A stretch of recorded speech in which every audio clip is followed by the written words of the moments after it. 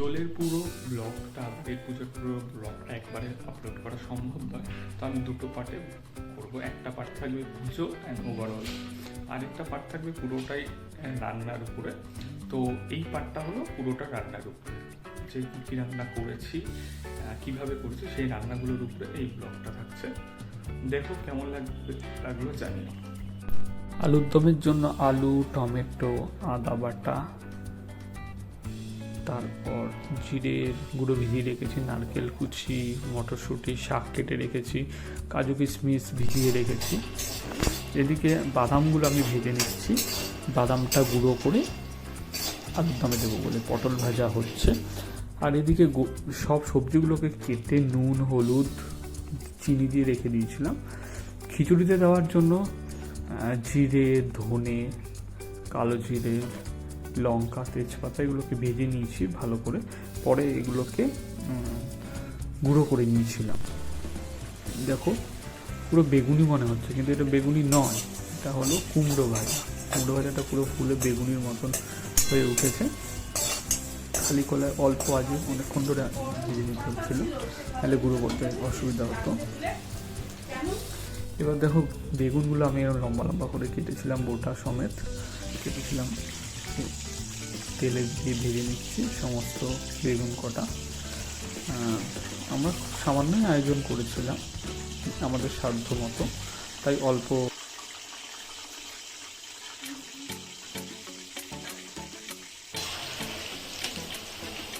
আলুর দমের আলু ভাজা হচ্ছে, আর এদিকে উচ্ছে ভাজা হচ্ছে। উচ্ছে ভাজা 5 রকম ভাজা দিয়ে হবে। এদিকে অলরেডি ভাজা হয়ে গেছে, বাদাম ভাজা করে রাখা হলো, আলুর দমে দেওয়া হবে। এটা নোটে শাক রান্না হচ্ছে, নোটে শাকটা রান্না করে নিচ্ছি। আর এদিকে সঙ্গে সঙ্গে আলুর দমের আলুগুলো ভাজতে শুরু করেছি। রান্না করবো, সবে উপকরণ রেডি করেছি।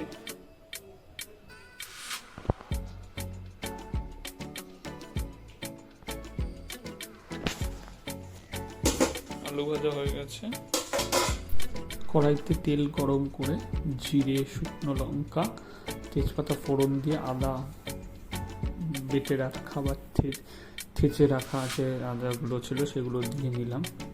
এই সঙ্গে সঙ্গে আমি চালগুলোকে ধুয়ে নিয়েছি।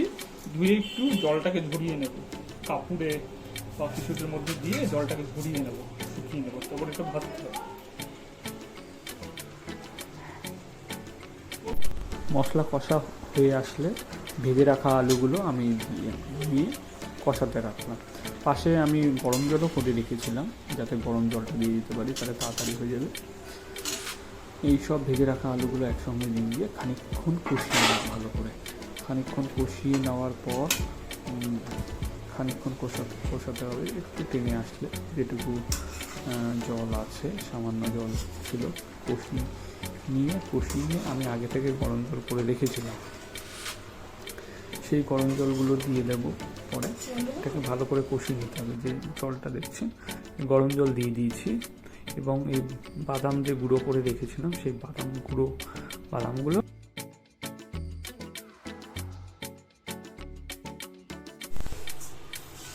মুগ ডাল ভাজা হচ্ছে, কোনো কিছু হবে। খালি খোলায় মুগ ডালটাকে ভেজে নেওয়া হচ্ছে। চাল ধুয়ে একটু শুকিয়ে রাখা হয়েছে, ঝরাতে দেওয়া হয়েছে জল। অল্প আঁচে করছি। ঘি দিয়ে দিয়েছি, এর মধ্যে একটু তেলও মিশিয়ে দেবো, রিফাইন্ড তেল মিশিয়ে দিচ্ছি। এখানে আমরা কাজু বাদাম, কিশমিশ, নারকেল এগুলো ভেজে নেব। কাজু বাদামগুলো ভেজে নিচ্ছি, একটু লাল করে ভেজে নেব। এগুলো দিয়ে দিয়েছি, হালকা ভেজে বা তুলে নেব।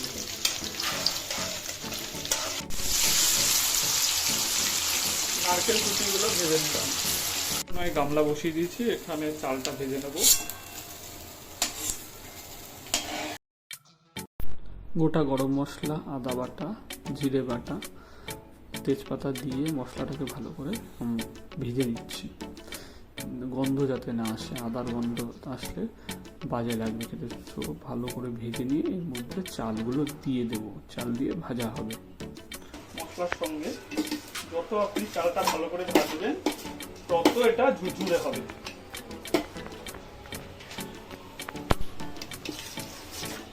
ভাজা হয়ে গেছে অলরেডি, ডিমে আজ আছে। এবার এই ডালগুলো দিয়ে দেবো, আর গরম জল হচ্ছে, গরম জলগুলো দেবো, নাহলে ঠান্ডা জল দিয়ে প্রবলেম হয়ে যাবে।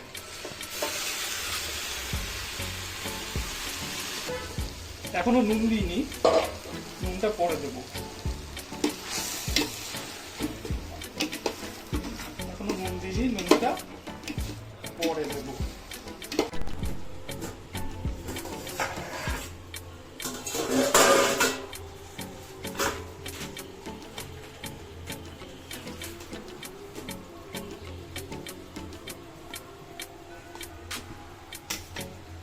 গুলো খিচুড়ি আসলে একটি পোলাওয়ের মতনই হয় বিষয়টা।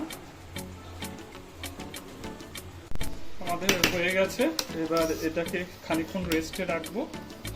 রেস্টে রেখে ভোগে লাগাবো। একটু গুঁড়ো গরম ভাজা মশলা করেছি, সেই মশলাটা এবার ছড়িয়ে দিচ্ছি উপর দিয়ে।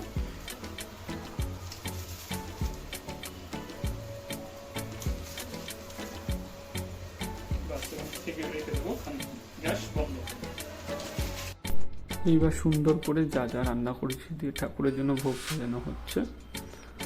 বেগুন ভাজা, কাঁচকম ভাজা, ফল, মিষ্টি, আলুর দম, চাটনি, পাঁপড় সব কিছু দিয়ে সুন্দর করে সাজিয়ে গোপালের কাছে নিবেদন করা হয়েছিল। আজকের ভিডিওটা আপনাদের কেমন লাগলো জানাবেন। ধন্যবাদ।